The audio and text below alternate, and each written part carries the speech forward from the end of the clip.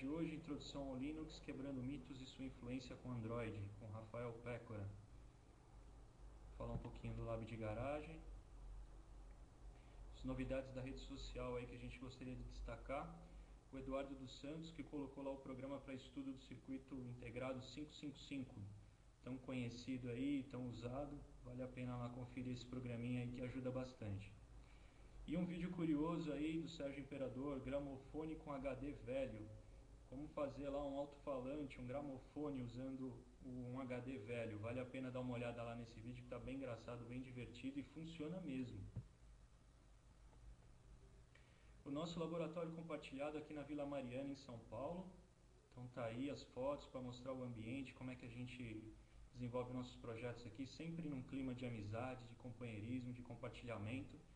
Venha participar também, vem frequentar o nosso laboratório, segunda a sexta das 9 às 8 e de sábado das 10 às 15. E eu queria lembrar a todos que a gente tem uma incubadora também. Então, se você tem uma ideia, tem um projeto, está desenvolvendo seu protótipo, traz para cá a sua ideia, vamos transformar ele num produto, vamos transformar essa ideia num negócio para você, vamos colocar no mercado. A incubadora do Lab de Garagem vai te ajudar a fazer isso, tá? Desde a conceituação do produto, pesquisa de mercado, todo o marketing do desenvolvimento do seu produto, até apoio técnico. E em breve a gente vai ter uma linha de produção compartilhada. Essa é uma novidade bem legal, que a gente vai começar a gente vai montar toda uma estrutura que vai permitir a fabricação de vários produtos e em qualquer quantidade. Então a gente vai poder ter baixas tiragens, né, que geralmente é o que dificulta a fabricação de novos produtos, de novas invenções aí dos garagistas. Com essa linha de produção compartilhada que a gente vai começar a implantar em breve, a gente vai poder fabricar desde uma unidade até 100 unidades de um mesmo produto, para tentar viabilizar o projeto de todo mundo aí. Lembrando que a gente vive da nossa loja, o laboratório de garagem ele depende da loja virtual para viver, é dali que a gente tira a verba para fazer todas essas iniciativas aí que a gente tem, incluindo essa webinar. E eu queria destacar esses produtos, né? O XB Pro 50 mW, bem potente, alcança bem longe, por R$216. Esse módulozinho aí dá em torno de uns 2 km, tá? De distância que você consegue transmitir aí usando o XB. O Arduino Fio por R$90, muito bacana, dá para você integrar com o módulo XB, dá para ligar a bateria, ele já tem carregador, é uma placa bem legal também, seguindo o padrão do Arduino. E o MP Lab PIC Kit 3, também temos na nossa loja lá, para quem trabalha com PIC. E a gente está agora com essa promoção, meu retweet vale um kit, tá aí o link, só acessar lá e participar. Olha que kit bacana que a gente montou aí para vocês nessa promoção. Eu dei uma olhada no Twitter agora há pouco e já está um monte de gente lá retweetando. Queria agradecer aí todo mundo que está apoiando e que está participando da promoção. Participem vocês também. E vai valer esse kit aí, um sorteio. Queria agradecer a Genial, agradecer ao Carlos. Inclusive o Carlos me deu uma baita força hoje aí para a gente colocar essa webinar no ar, solucionando alguns probleminhas que a gente tinha aqui no nosso sistema. Lembrando sempre que o Treinaton é um sistema quase que perfeito, é muito bom, esse sistema é demais. E a Genial está de parabéns aí pelo sistema que eles têm. E a Genial também tem diversos cursos, diversas iniciativas aí para desenvolvedores, especialmente na área de software, na parte web, vale a pena conferir. Acesse o site deles lá, egenial.pro. E eu queria convidar todos a oferecerem também a sua webinar, né? A nossa proposta com as webinars são garagistas ensinando os garagistas, né? A troca de informação. Você não precisa ser um expert no assunto, não. Basta você querer compartilhar com outros garagistas, dividir o seu conhecimento aí, e a gente coloca você no ar, em contato com toda essa galera aí interessada. Para você poder sugerir a sua webinar, acessa lá no nosso fórum o tópico Palestras Online. Aí você sugere ali o seu tema, o que você gostaria de falar, a gente marca uma data para você apresentar também. Assim você compartilha seu conhecimento com a galera. E é isso aí, pessoal. Queria agradecer a presença de todos e passar a palavra agora para o Rafael, que vai começar a apresentação. Eu vou carregar os slides dele aqui. Bom, tá subindo aí. Tá aí, Rafael. Obrigado, pessoal. Até mais.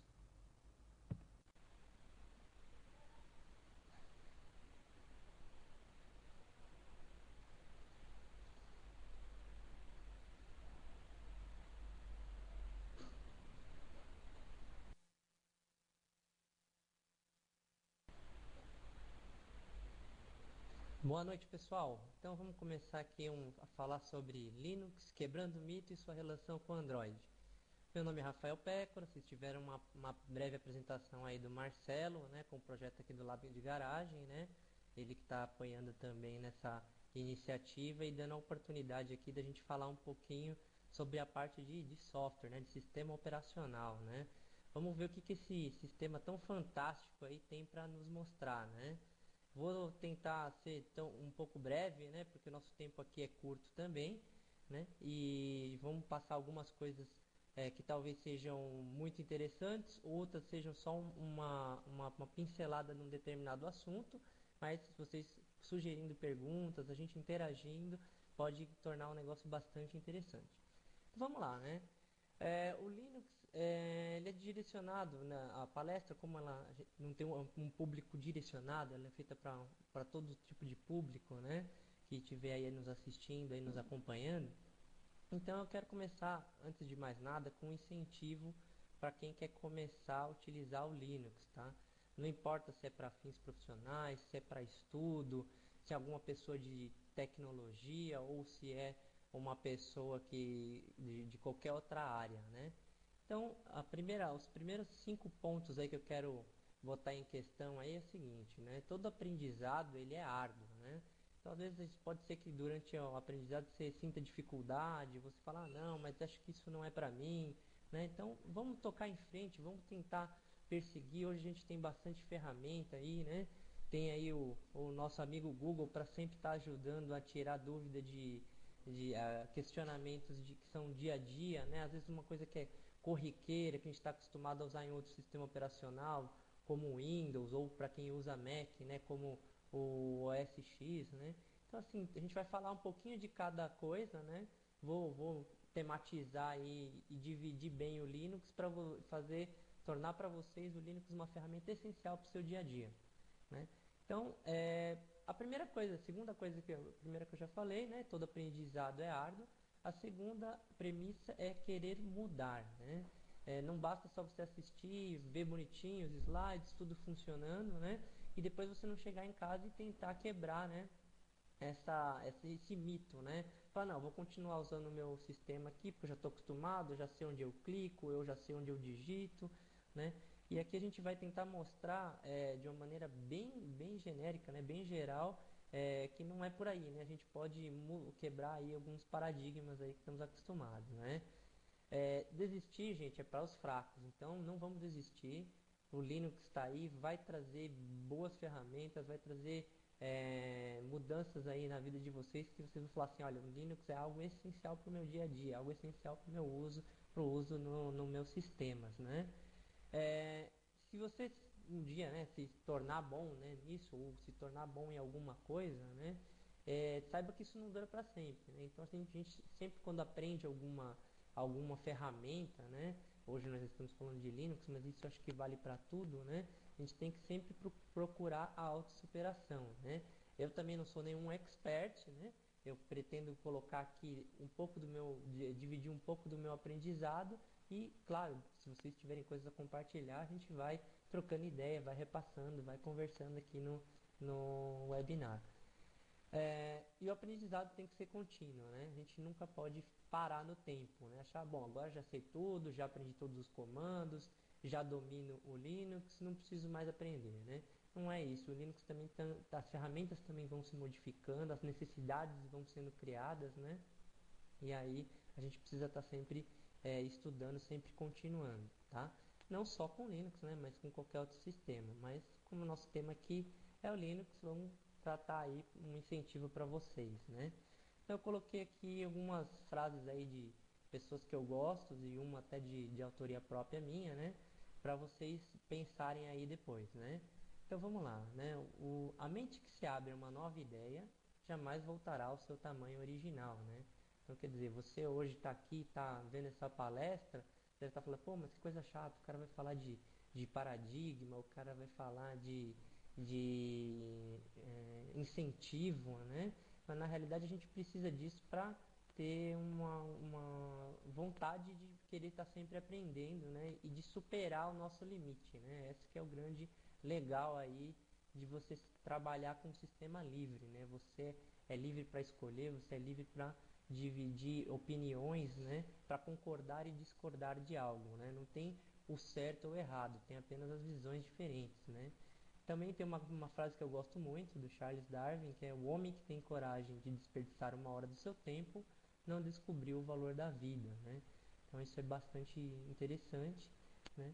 O Charles Chaplin, que fez a diversidade é um trampolim para a maturidade, ou seja, porque a gente vai encontrar dificuldades, tá, durante o nosso aprendizado aí do Linux, né? E toda vez que você encontrar uma diversidade e você achar uma solução, você vai descobrir que não tem só uma única solução, tem duas ou mais, né? Porque como o ambiente ele é livre, ele te dá outras ferramentas para você chegar no mesmo objetivo.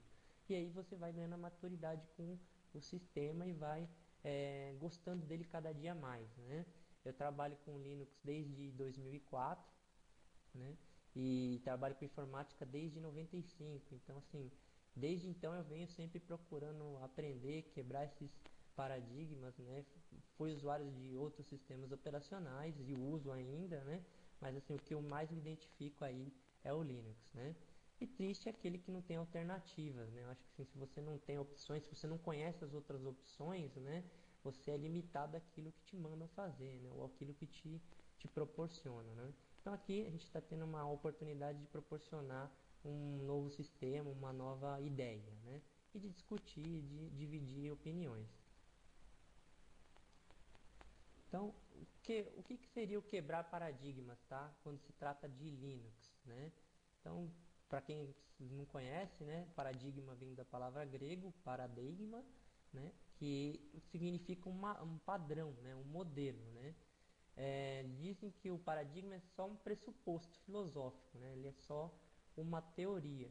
Quando a gente quebra um paradigma, né, a gente quebra também muitos preconceitos que a gente tem, né? De falar, eu não gosto desse sistema, eu não gosto daquele, eu odeio, eu nunca vou usar. Então, assim, a gente começa a pensar por outra ótica, né? Por que que outras pessoas usam? Por que que as empresas usam? Então, a gente vai entender isso daqui e vai ver o Linux aí na prática, né? Então, um exemplo de quebra de paradigma, né?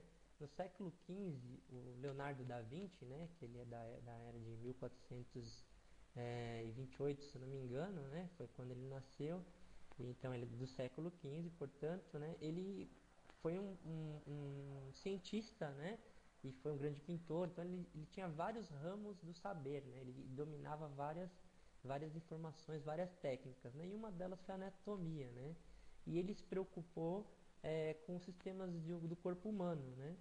E naquela época, né, que era considerada hoje a época renascentista, a igreja considerava um ato de bruxaria, né? Tanto é que ele foi perseguido. Depois vocês podem estudar mais sobre a história, né? Tem aí Wikipedia, tem bibliotecas, né, que podem falar mais sobre o assunto. Então, quer dizer, quando ele dissecou o corpo humano, quando ele estudou o corpo humano, né, ele quis mostrar que era possível descobrir a cura de algumas coisas se você analisar corretamente a causa, né? Analisar o corpo, né?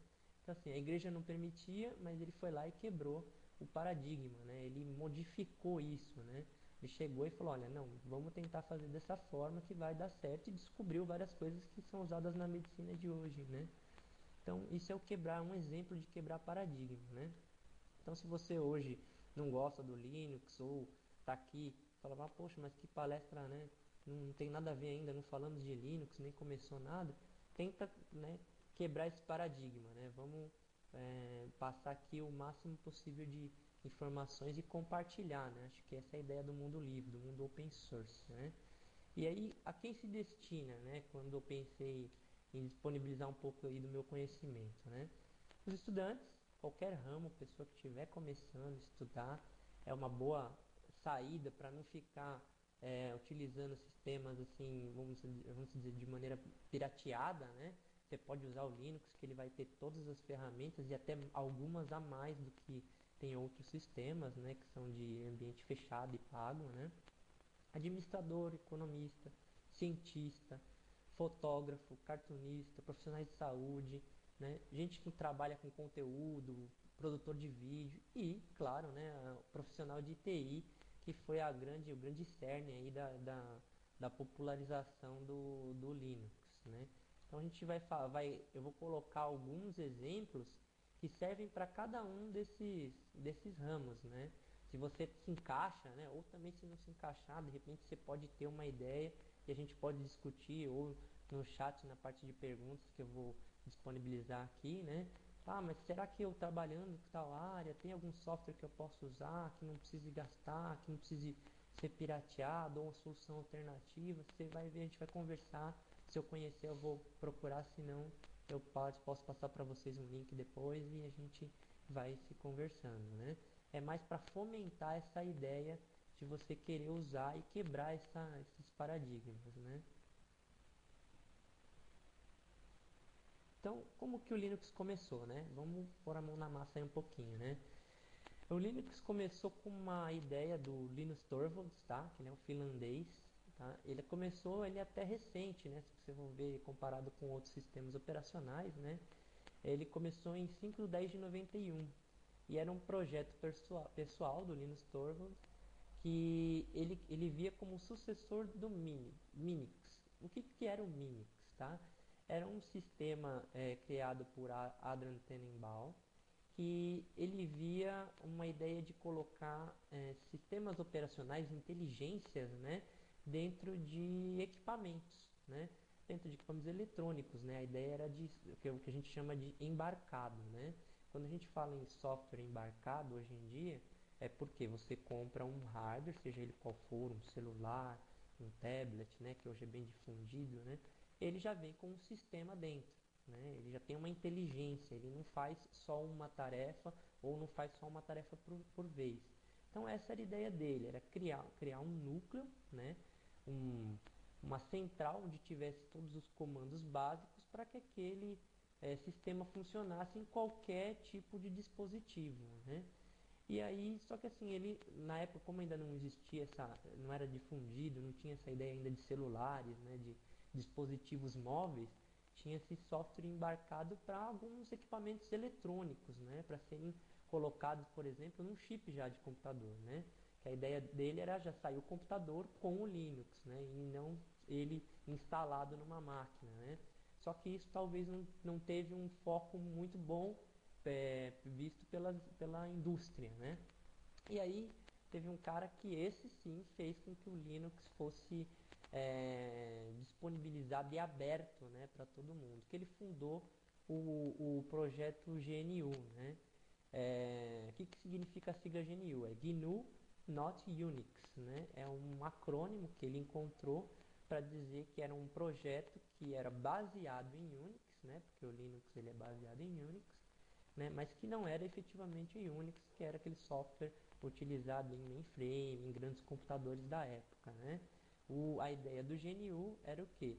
Unir o kernel do Linus Torvalds, conhecido como o Linux mesmo, e a ideia do GNU, que é um projeto aberto, né. E aí quando surgiu essa ideia do Richard Stallman junto com o Linus Torvalds, eles criaram o GNU Linux. Vocês vão encontrar aí na internet, né, muita informação, muita referência, tá? Sobre GNU Linux, e aí foi quando foi criada essa ideia aí de software aberto, né? E aí decidiu-se que eles tinham uma licença GPL, né, que era uma General Public License, né, uma licença pública geral. E essa licença é válida até hoje. Ela sofreu algumas alterações, se não me engano está na versão 3, mas ainda continua público, continua gratuito, né? O que significa ser o software gratuito e o software público, né? Só para a gente explicar alguns termos que pode ser que isso surja uma dúvida, né? Para alguns aí. Quando a gente torna algo público, a gente diz que aquilo ali pode ser usado por outros, desde que você não tire a referência dele. Um exemplo, vamos supor que eu tivesse feito um programa aqui, né? E tivesse disponibilizado para todo mundo. Esse programa, todo mundo podia usar aquele código fonte, né? Modificar o código, mas manteria uma referência. Olha, o código original foi criado por Rafael Pécora. Então, isso é ter uma licença pública, né? Você manter os direitos do criador e modificar à sua vontade, né? Então, isso é bastante interessante saber isso daí, porque isso é bem difundido no mundo. E o Linux, como ele se tornou público, foi difundindo muito rapidamente, né, depois do projeto GNU, ele existem, a gente chama no mundo aberto de sabores, né, ou distros, né? Vocês vão ver muito, se vocês procurarem assim, mas qual distribuição que é a melhor, né? Tem sempre aquela briga, né? Eu prefiro Debian, eu prefiro Red Hat. Então, assim, existem duas distribuições raiz quando começou o projeto, né? Que foi o projeto da Debian e o projeto da Red Hat. O que isso diferencia o funcionamento do Linux, independente da distribuição que eu for usar, tá? Diferencia só na hora de você instalar um pacote, tá? Quando a gente fala instalar um programa em Linux, é instalar um pacote. Então são alguns termos aí que eu estou comparando com quem está acostumado com o ambiente aí Windows, né? E vocês vão ver que é muito fácil instalar um programa, você não precisa ficar caçando na internet nem nada. A gente vai ver daqui a pouquinho aqui como que vai fazer o passo a passo, vai fazer uma instalação aqui, né? É claro que não pode ser tão interativo, porque aqui já é um PowerPoint, já é um projeto já fechado, né? Uma apresentação fechada. Eu não consigo colocar mais comandos, mas a gente vai falando, vai discutindo, né? Então, os sabores de Linux, né? Existem vários sabores do Linux e outros que se originam do Debian e do Red Hat, tá? Mas cada um criou sua própria forma, né? Quais são esse aí é para quem não conhece, né? O símbolo do Linux é um mascotezinho, um pinguim, é o Tux, né? Vocês vão ver em todas as distribuições, ou quase todas, né?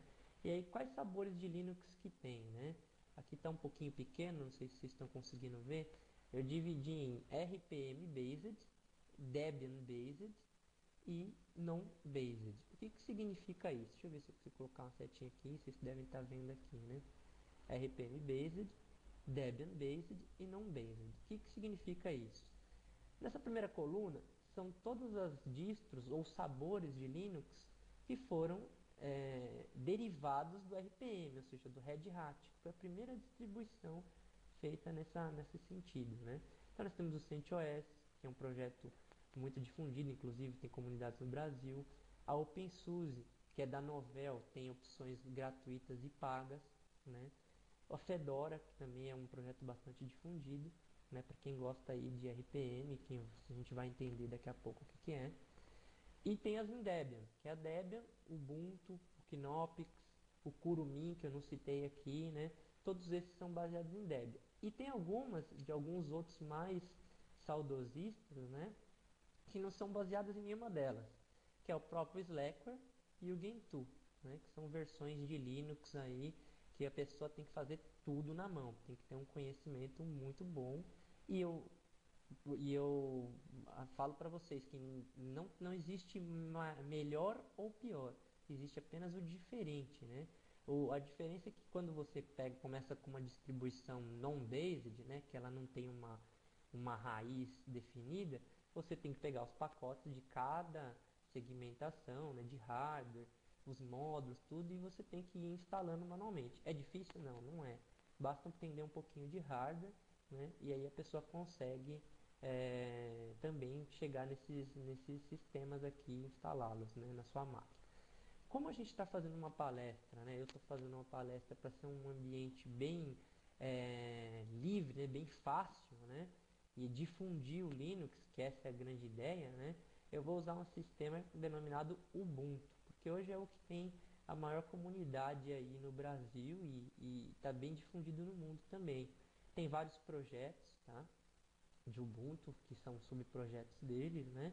E a lista de programas, né, que a gente chama de pacotes, é muito grande, né? Você tem uma gama de programas muito grande e a facilidade de instalação, que está tornando o Linux cada dia mais sendo utilizado aí nos desktops também em casa, né? Não só no ambiente corporativo. Então, como que se popularizou, né? Até então o Linux era aquele mito de eu só uso Linux na empresa porque eu tenho que instalar instalado no servidor, né? Vamos supor que seja uma empresa de TI, né? Voltada a TI ou voltada a um negócio. Então, geralmente eles adotaram o segmento servidor porque o Linux ele é muito estável, ele é multiusuário e ele é multitarefa. O que significa isso? Na mesma máquina, eu consigo colocar diversos programas para trabalhar ao mesmo tempo, né? Consigo com que várias pessoas em ambientes diferentes dentro da mesma máquina, ou seja, o que um digita, o outro não vê, então isso aí são ambientes multiusuário, possam executar várias tarefas distintas, como criar um arquivo, apagar um diretório, né? Entre outras coisas corriqueiras, sem que um interfira no outro, né? Então, por isso que ele é um sistema multitarefa e multiusuário. Tá? Eu vou falar, depois eu vou repetir um pouquinho dessa parte, porque é muito importante entender a diferença. Você vai falar, mas eu uso o Windows e ele é também multitarefa. Eu vou provar para vocês que ele não é. Tá? Os profissionais, então, conforme foram vindo essa facilidade que o Linux, foram criando várias comunidades, muita documentação na internet, né? O crescimento de Wikipedia, de buscas no Google, né? Fóruns, né? O que aconteceu? Foram se criando comunidades que foram se fechando e trazendo cada dia mais rapidez para o processo. Então, por exemplo, hoje quando eu tenho um erro num sistema, né? O Linux ele consegue resolver muito mais rápido, porque como o código dele é aberto, são milhares de programadores espalhados pelo mundo que acessam aquele determinado diretório e corrigem o problema, né? E quando se trata de um software fechado, eu sou obrigado a aguardar com que a empresa faça a correção, né?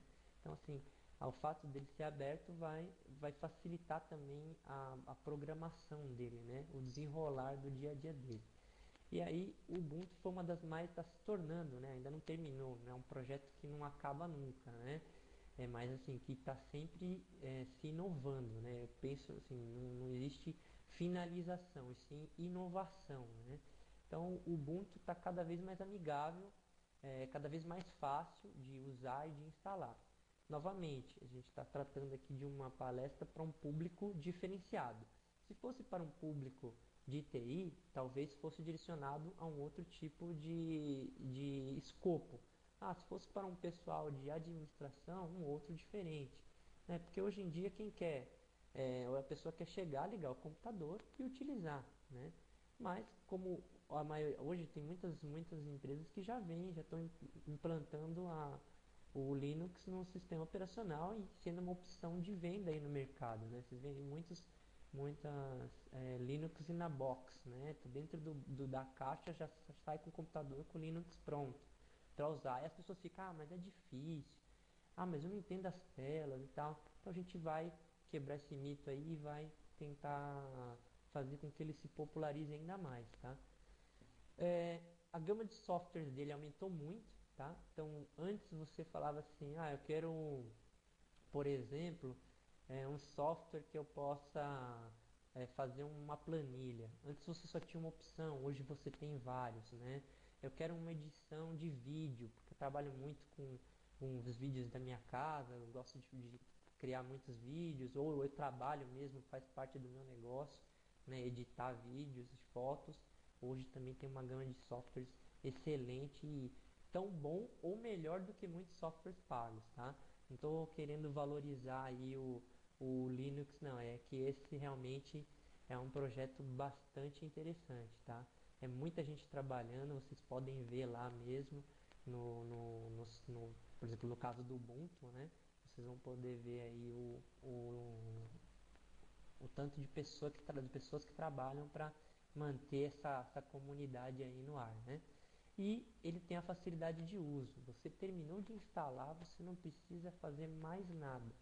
Então eu vou te dar um exemplo, né?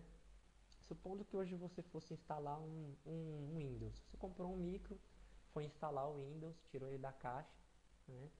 Aí ele vai te pedir as versões mais novas, né, dos micros de marca aí, de grandes marcas. Ele só vai te pedir um usuário, um nome de usuário e a cidade que você está cadastrando, né, a cidade que você está trabalhando, e ele vai já detectar algumas coisas. Só que depois que o Windows subiu, você ainda vai ter que instalar o Office, se você precisar criar uma planilha ou um arquivo de texto. Você vai precisar instalar um programa para você ouvir música, né? Porque o Windows Media Player vem pré-instalado também, você vai precisar concluir a instalação dele ou baixar um outro software mais leve, porque ele ocupa muita memória, né? Você vai, por exemplo, precisar colocar suas fotos lá e editar alguma coisa, você vai ter que ter um programa de edição de fotos, porque o programa básico lá já não dá para fazer, né? Então essas coisas você já não vai ver com o Linux. Quando você terminar de instalar o Ubuntu, na versão básica, que é essa que a gente vai falar aqui, você já vai ter tudo isso, tá? E parece mágica, mas não é não. Ele faz um negócio bem redondo. Então, como que eu testo hoje para quebrar esse paradigma, tá? Como eu falei, vocês vão sair dessa palestra aqui e eu espero que vocês falem, pô, vou baixar um Linux agora e vou tentar fazer o que o Rafael falou. Então vamos lá, tem algumas opções, né? Primeiro, você vai ter que baixar da internet, porque ele é gratuito, não tem problema de licença, tá? Como eu falei, a licença ela é GPL, você baixa, instala. Você não vai ter que precisar de chave, você não vai ter que pegar crack na internet para utilizar, você não vai precisar de nada disso, tá? Ele vai estar prontinho para uso, tá? Então você baixou lá a opção, escolheu a sua opção, pode ser dentro de uma daquelas que eu falei na matriz lá, ou pode ser qualquer uma outra. Você pode digitar lá distros Linux no Google lá, ou no seu buscador preferido aí, ele vai te dar uma série de distribuições, link para o site, aonde baixar e uma série de coisas. Então, como a gente está falando de Ubuntu aqui, né, a gente escolheu uma distribuição para ficar fácil de entendimento, né, para digerir bem e fomentar a ideia de vocês estudarem sobre isso, né, e tentar convertê-los a usar isso, né? Então, que opções que eu tenho se eu fosse usar o Ubuntu, né? Eu baixo ele da internet e eu tenho a opção Live CD, que é pegar aquela versão que eu baixei da internet, gravar num CD e instalar. Instalar não, subir ele sem precisar instalar. Eu tenho o Live USB, que é semelhante, só que em vez de você gravar no CD, você grava num pendrive, né? Você pode usar um pendrive aí, desses aí comuns, ou pode usar um cartão de memória e gravar o Ubuntu dentro dele. Ele vai funcionar e você não precisa necessariamente instalar. A gente vai ver ele daqui a pouquinho aí. Eu vou falar quais são as diferenças. Instalação over Windows. O que significa isso? Vamos supor que você fala, não, eu tenho medo, vai que eu coloco o CD do Linux, ele sobe lá live, eu clico em alguma coisa e me ferra meu Windows, né? Me ferra meu sistema operacional. O que eu vou ter que fazer? Você tem uma outra opção que é a instalação over Windows.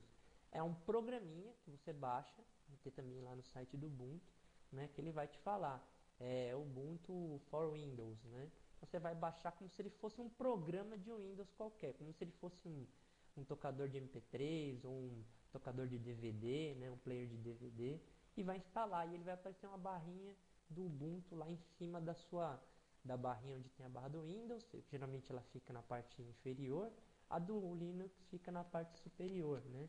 E aí você vai usar o Linux e todas as suas características dentro do Windows, sem precisar ter que remover o Windows e reinstalar.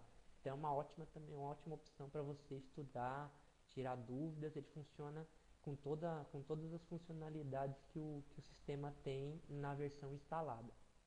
Todas são gratuitas, tá? Você não vai pagar nada por isso, só vai difundir cada vez mais o projeto, vai achar bacana, né? E vamos lá. Então, vamos na massa, né? Eu vou instalar aqui um Linux na versão Ubuntu 11.10, se eu não me engano, é isso aí, 11.10, que é a última versão que saiu, tá? Então, só dar uma recapitulada para vocês, tá? A gente escolheu uma distribuição do tipo Debian, tá? Então, todos os pacotes que a gente instalar tem o formato .deb, é como se fosse a extensão do Windows, né? .exe, .dll. O .deb é uma versão de instalação de pacotes baseado em Debian, que é o caso do Ubuntu, tá? Só que vocês vão ver que a gente, do momento que a gente começar a instalar até o final, a gente não vai ver nada disso, tá? Tudo vai ser bem transparente. Então, falando aqui nas opções que eu tenho para testar, né? Fui lá, coloquei aqui o CD do Ubuntu. ele vai aparecer aqui a opção Try Ubuntu ou Install Ubuntu. O que significa isso? O Try é a versão de, olha, só quero ver como é que funciona se eu fosse instalar na minha máquina. Ele vai subir o Linux na tua máquina sem tirar o seu sistema operacional, sem tirar o Windows, sem tirar o Mac, se você tiver um Apple, né? Ele vai subir na sua máquina e você vai ver o sistema operacional. Se desligou o micro, ele sai, ele volta a ter o seu sistema operacional que você está acostumado. E a versão install, que é realmente pegar teu HD lá e gravar as informações e tornar o Linux o teu sistema padrão, tá? Aí você fala, mas eu vou ter que apagar meu Windows? Não. Ele vai entender, se você tiver um Windows já instalado, um macOS, ele vai entender que você já tem uma partição. E aí ele vai salvar em outro pedaço ali. Ele vai te indicar, falar, olha, aqui eu já tenho um outro sistema. Posso instalar em outro lugar? Aí você vai confirmar e ele vai prosseguir, tá? Então eu estou fazendo de uma maneira bem básica. Existe uma outra forma mais avançada, que a gente trata de partições, que a gente trata quais usuários, o que cada um vai fazer, que não é o caso, não é o foco dessa apresentação, né? Então aqui você fala, mas está em inglês a instalação. Se você ver aqui na barrinha lateral que tem nessa tela, né? Ele tem lá todas as linguagens, né? Que o Ubuntu já foi disponibilizado. E tem, se você descer a barra, português do Brasil. Você vai clicar em português do Brasil, ele já vai mudar de Try Ubuntu para testar Ubuntu, né? E para instalar Ubuntu. Aí ele vai te dar toda essa parte escrita aqui em português. Então é bem simples mesmo. Então esse seria o primeiro passo. Você colocou, ele vai te colocar aquela tela. Ele já faz uma pré-análise. Quanto você tem de espaço em disco, se é válido. Se você está conectado à fonte de energia, porque no caso aqui não estava, porque eu instalei do notebook, estava sem o cabo, o carregador, né? Estava só ligado mesmo. Está conectado à internet. Se ele perceber que você tem uma conexão na internet wireless ou uma conexão cabo mesmo, ele já vai te colocar. Aí você coloca aqui um tiquezinho chamado baixar atualizações enquanto instala. Então, enquanto você está, e tem uma outra opção aqui, vai instalar programa de terceiros, né? O plugin, ele fala do plugin de MP3, porque apesar do Linux ser aberto, o MP3, né, a decodificação de áudio MP3, ela é fechada.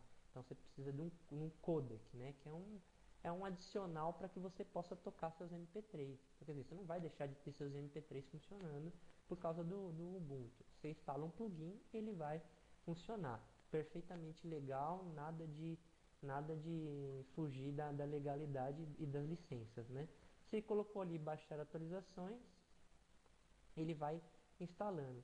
E olha o bacana, verifique aí que ele pede depois a disposição do teclado, né? Mais ou menos como se fosse uma instalação de Windows mesmo. Você testa embaixo, aqui ó, testei o teclado, ó, cedilha, barra, todas as opções no meu teclado que eu tinha de caractere especial e todas estavam batendo com o que apareceu ali, né? E enquanto você escolhe as opções, ele começa já a copiar os arquivos, ou seja, ele não fica esperando você selecionar todas as opções para depois falar, agora eu vou instalar. Enquanto você vai fazendo, vamos supor que eu tivesse deixado parado nessa tela e tivesse saído, sei lá, fui ali comer alguma coisa ou fui sair para ver televisão e deixei lá. Ele teria copiado todos os arquivos até o final, né, deixado o Linux quase pronto, só esperando essas interações suas, né? E aí, o próximo passo, ele já vai estar, ele já começa na parte de bem-vindo, né? Que é copiando, terminando de copiar os arquivos. É bem rápido mesmo. Parece falar, não, mas isso aqui é só um screenshot. Se você tiver uma boa máquina aí com pelo menos 1 GB, eu acredito que você instala em uma boa conexão com a internet, né? Que aí ele já vai fazendo as atualizações necessárias de segurança, patch de segurança, novos pacotes que foram atualizados depois que saiu a versão do Ubuntu, ele já vai colocar um novo pacote, né? Se você tiver com tudo, com uma internet boa, né, de pelo menos 1 mega e com um computador de pelo menos 1 giga, questão de 30 minutos você tem todo esse ambiente instalado com tudo que vocês vão ver daqui a pouco, né? Vou dar uma aceleradinha, pessoal, porque está bem em cima aqui do horário.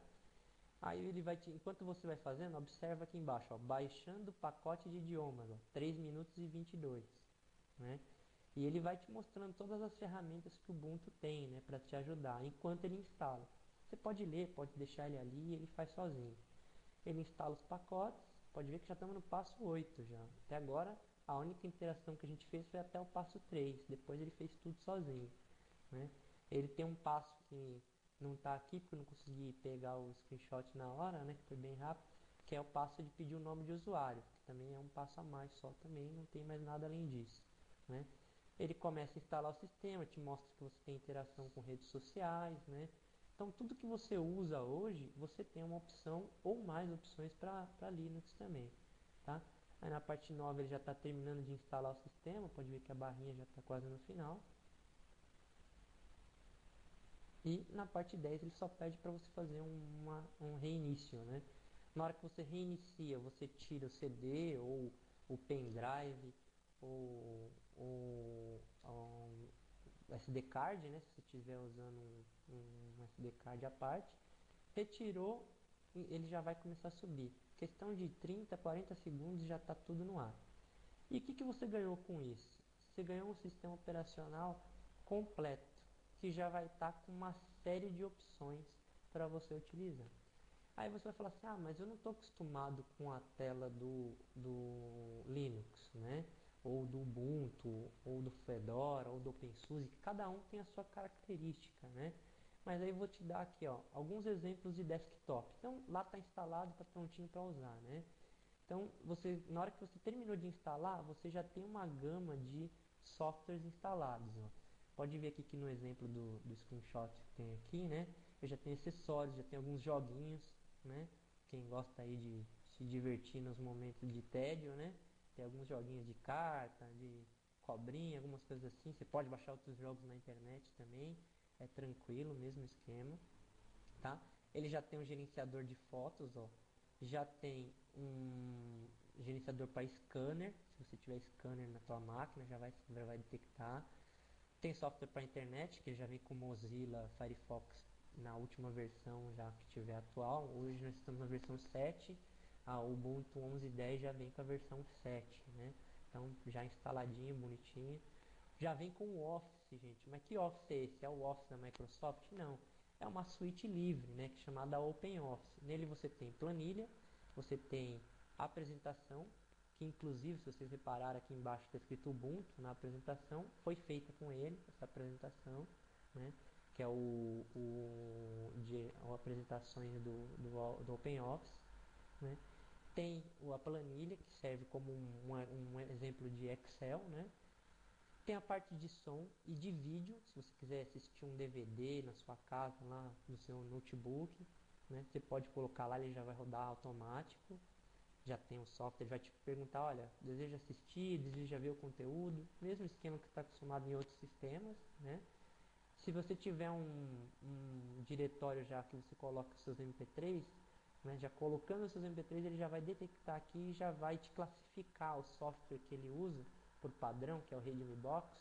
Ele já classifica os seus MP3, olha que coisa bacana. Você vai chegar, não vai precisar, vou ter que classificar, eu gosto de samba, de rock, de pop, vou ter que dividir cada banda, não. Ele já vai ler o conteúdo do arquivo, né, do MP3, vai ver que tipo de música que é aquela e já vai classificar sozinho, né? Quer dizer, é um universo de opções uma gama de opções bem interessante. Aí vamos supor que eu não gosto do desktop assim, né? Com a barra em cima, as opções de gadgets, né, em cima também e os programas minimizados embaixo, né? Eu tenho uma outra opção. Eu tenho essa que era a Gnome, né? Tem a opção KDE, que é diferente, é mais ou menos como o Windows, a barra fica embaixo, uma letrinha cai, que desculpa aí, a apresentação está bem pequena, o screenshot, né? Podia ter sido um maior. Alguns gadgets de calendário, de tempo, né? E vou até dar uma dica legal para vocês. Aquele que vocês veem no Windows lá, que é um gadget que tem calendário, tempo, ele fica geralmente na lateral direita, aquilo já existe no Linux desde 2005. É chamado de super caramba, é um gadget que você ativa ele e ele já tem tudo aquilo. Então, ou seja, será que aquilo que você conhece hoje veio realmente das empresas, dos softwares proprietários, né, das grandes empresas? Será que não veio de uma iniciativa aberta? Então vamos pensar aí, fica aí essa dica aí para vocês. Olha esse outro desktop também, que bonito. Essa é uma versão XFCE, ó. Então ele tem alguns gadgets na lateral direita, um MP3 player em cima. Tem um terminal, que é o que torna o Linux muito poderoso, é a parte de comandos, né? A gente não vai abordar muitos comandos aqui, até mesmo pelo tempo, né? Vou tentar falar um pouquinho, vou acelerar aqui, e o calendário em cima, e uma barrinha aqui com algumas informações embaixo, né? E temos um que vocês vão até pensar que é parecido, né? Que é uma versão parecida com os macOS, né? Quem está acostumado com Apple aí, pode ver aqui embaixo, ó, ele tem aquele menu circular, né? Quando você vai dando Alt Tab, ele vai girando, né?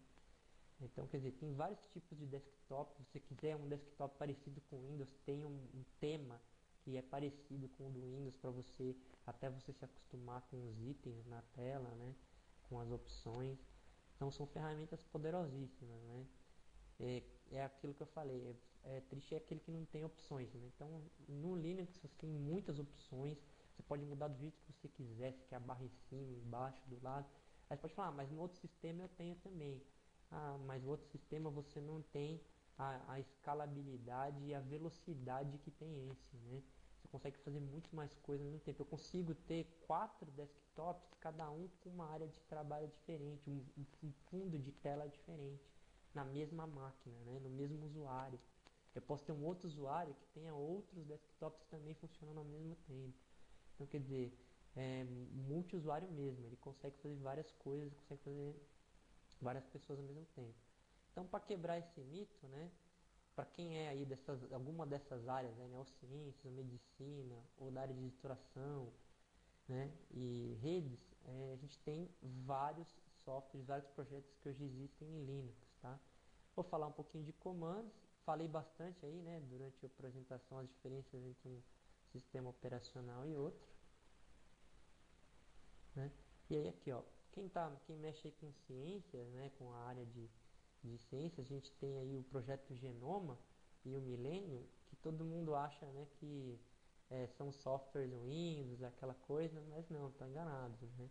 O projeto Genoma é um projeto que é baseado em Linux, tá? Eles usam clusters, ou seja, vários computadores em vários locais, processando informações de DNA, né? Para tentar descobrir classificações genéticas, né? E todo mundo pode colaborar com esse projeto, né? Olha que coisa bacana. Você se cadastra lá no site do projeto e você disponibiliza uma parcela do seu processador ali, uma parcelinha mínima, menos de 1%, que você vai ajudar a trabalhar no processamento de informações do projeto. Porque como o projeto é um projeto que tem pouco incentivo aí do governo, né? Digo, incentivo financeiro para investir em máquina, tudo. Então usaram o Linux para quê? Para que via web as pessoas pudessem se conectar, né? Quem gosta, quem curte o projeto e ajudar, né? Inclusive você consegue, eu lembro que eu usei uns anos atrás aí, ajudei um pouco o projeto, você consegue ver o quanto de parcela você ajudou, né? Mesmo sendo mínimo, você ajudou alguma coisa ali a processar o projeto, né? Para quem mexe com medicina, tem um software muito bacana que é o Classics, que ele faz categorização de ideias, né? Que são as categorias de doenças, né? Os códigos de doenças aí, né? Não é minha área, não é meu ramo, mas eu sei que isso aí existe, eu dei dando uma pesquisada aí para também fazer o pessoal da área de saúde aí se interessar, né? Editoração, tem bastante coisa, tá? Tanto de vídeo quanto de foto. O GIMP é o concorrente mais forte do nosso amigo Photoshop, né? O Photoshop, uma licença dele, quem trabalha com essa área, custa caríssimo, né? E o GIMP já é uma versão gratuita que tem as mesmas ferramentas. Você trabalha com as obturações, as diferentes camadas, você consegue sobrepor camadas, né? Então, assim, tem uma série de outras ferramentas que, sinceramente, até eu não sei utilizar tanta ferramenta, né? Mas quem é da área vai simpatizar porque ele é muito parecido, né? Com muito parecido com o Photoshop, né? No estilo Photoshop. O Pitch, o Mencoder e o FFmpeg é mais para quem trabalha com área de vídeo, né? Então você consegue codificar em diferentes tipos de áudio, em diferentes frames por segundo, né? Você consegue fazer um ajuste fino com esses tipos de software na questão de vídeos, né? Redes, cara, essa é a minha área aí, né? Eu falei só de duas, né? Não foquei muito na área de TI, né? Mas assim, tem muita ferramenta nativa, CPDump, para você analisar tráfego, IPTables, que é um firewall nativo. Hoje um firewall de uma empresa aí, quem trabalha com essa área sabe, um firewall pago, né? Tipo um Checkpoint, né? Um Tivoli, ou até mesmo algum da Microsoft, né? O TMG, ou algum outro, sabe que custa caríssimo uma licença de um software. Ou quem trabalha com firewall por camada de hardware, né, como o F5 e alguns outros aí, da Cisco realmente tem alguns, sabe que um firewall desse custa aí em torno de uns 20 mil reais. O IPT você não paga nada e assim, ele tem uma performance altíssima, tá? Para você ter uma ideia, eu trabalho numa empresa que é multinacional, a gente tem um tráfego altíssimo, né, de mensagem, trabalhei com a área de operadores de telefonia celular, né, e o IPTables aguenta numa boa, né, é um software, é um sistema muito forte, né, ele fica no kernel do Linux, ele é ativado junto com o kernel do Linux, que é um kernel muito forte, né, é um núcleo do Linux que é muito forte, né. Para os administradores aí, né, de empresa, pessoal que trabalha com a área de escritório, né, coloquei administradores, mas é todo o pessoal que trabalha com a área de escritório, o OpenOffice é tão excelente quanto o Office, tá? Da Microsoft, né? Quanto o Google Docs agora também, que está se difundindo bastante. Então a gente tem bastante opções aí, né? E ele tem pacotes já todos em português, tudo traduzido, com tradutor ortográfico, revisão gramatical, tudo que os outros softwares oferecem também. Então, detalhe, o OpenOffice, quando você termina de instalar, naqueles 10 passos que eu mostrei lá, ele já vai estar prontinho, já vai estar pronto para você usar. Você não precisa ter que parar para instalar ele, tá?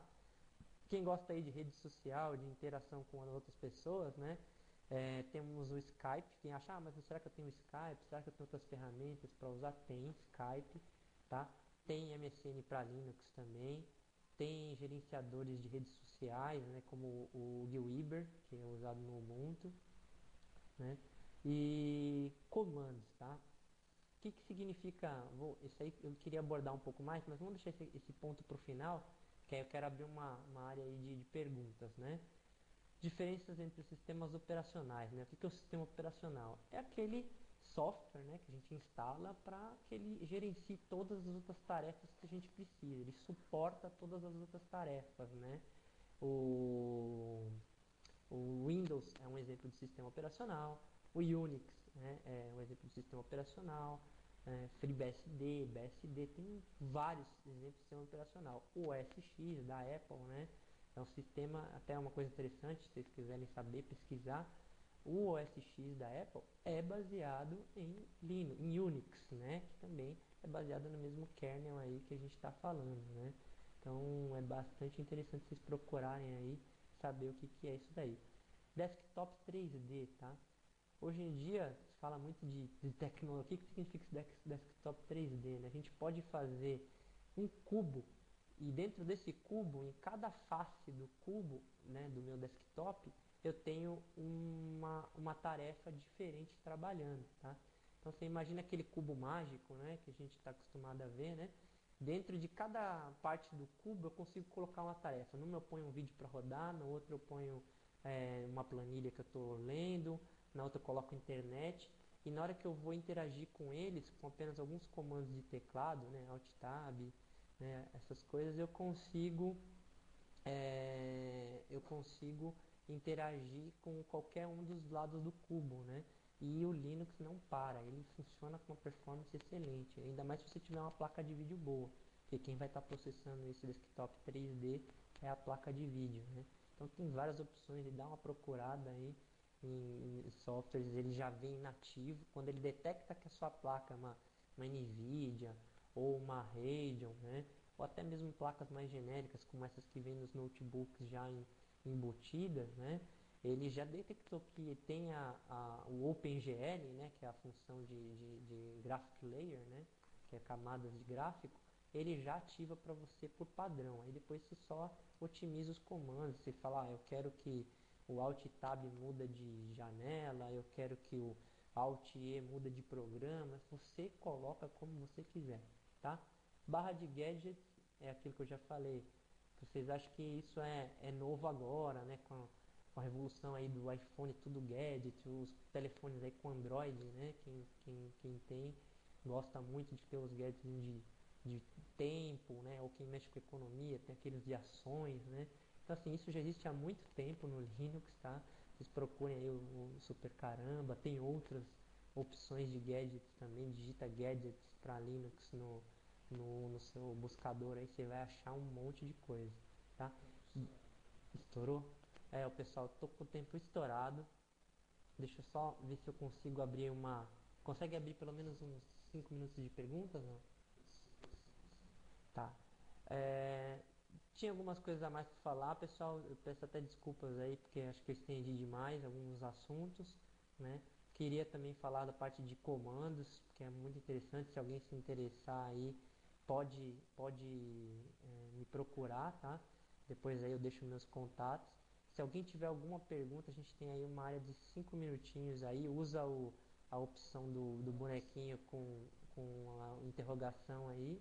E aí a gente tenta responder rapidinho, porque meu tempo estourou.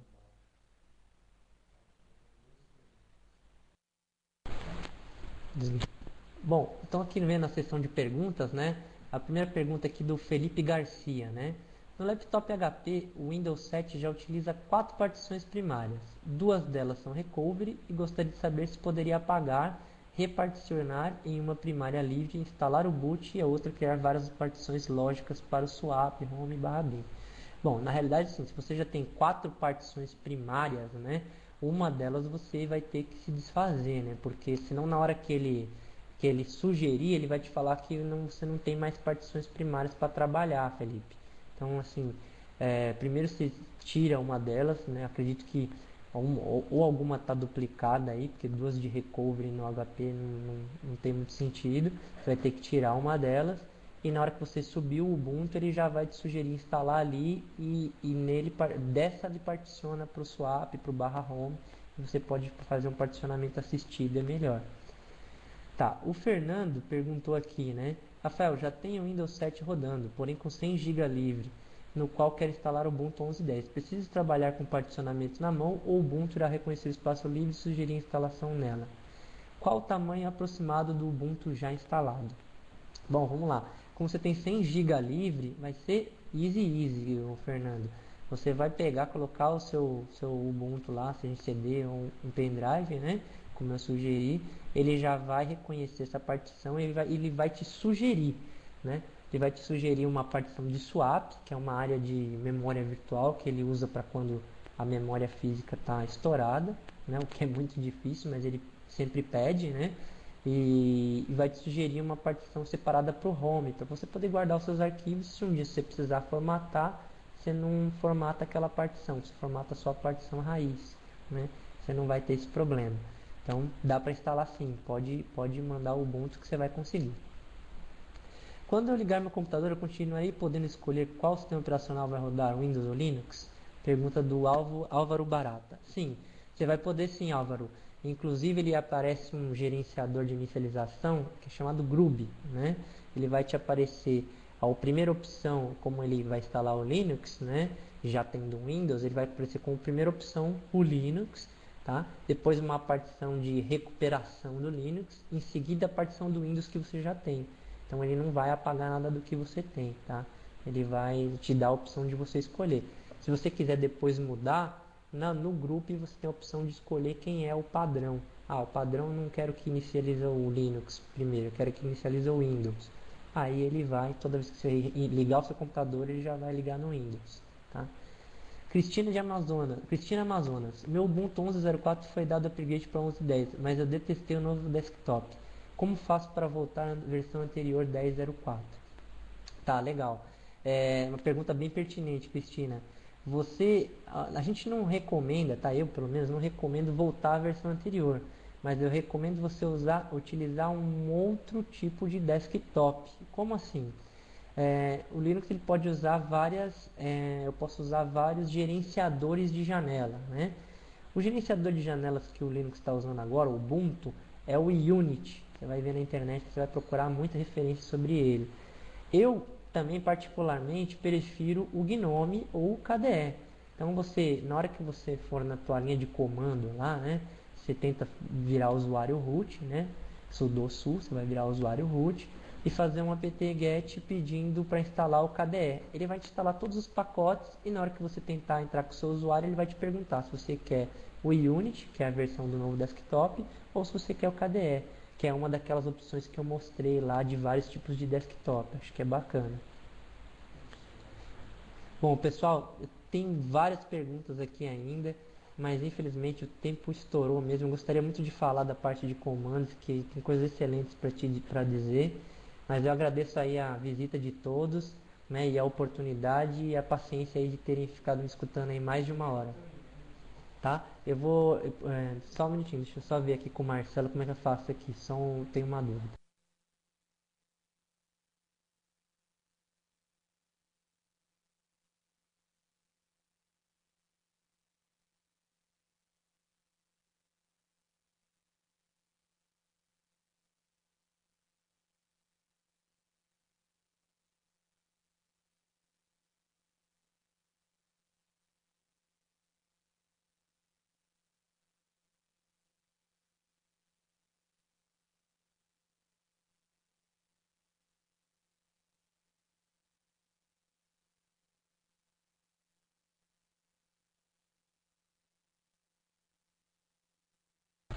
Oi, pessoal. Então, eu deixei aí na parte de Codebox com meus contatos, né? Meu e-mail, por ele vocês conseguem aí falar comigo via Google+, me adicionar no Google+. Vocês conseguem falar comigo via Gtalk, tá? E também por e-mail. E deixei o meu Twitter, quem quiser me seguir aí, fazer perguntas ou repetir alguma pergunta que eu não respondi aqui, pessoal, desculpa mesmo, é que o tempo está estourado, tá? Espero que vocês tenham curtido. Se vocês quiserem um assunto específico dentro do Linux, falar, eu quero saber sobre kernel, quero saber sobre linha de comando, eu quero saber sobre alguma coisa, sugiram. O Lab de Garagem está sempre nos dando uma força, abrindo esse espaço aí, tá? Muito obrigado pela atenção de todos aí e uma boa noite, hein? Foi? E aí, foi legal? Fechou. É isso aí, Rafael.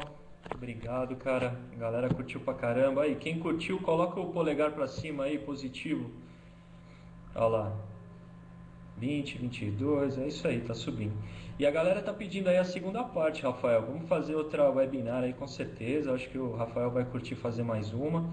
Pra gente continuar o assunto aí. Tem bastante pergunta, bastante conteúdo aí pra gente falar ainda, pra ouvir o Rafael.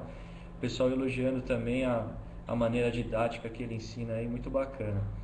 E eu queria agradecer a todos aí a presença. Essa webinar foi gravada, ainda está sendo gravada. E a gente vai disponibilizar para vocês aí em até uma semana. Vai ficar lá no Lab de Garagem, tá?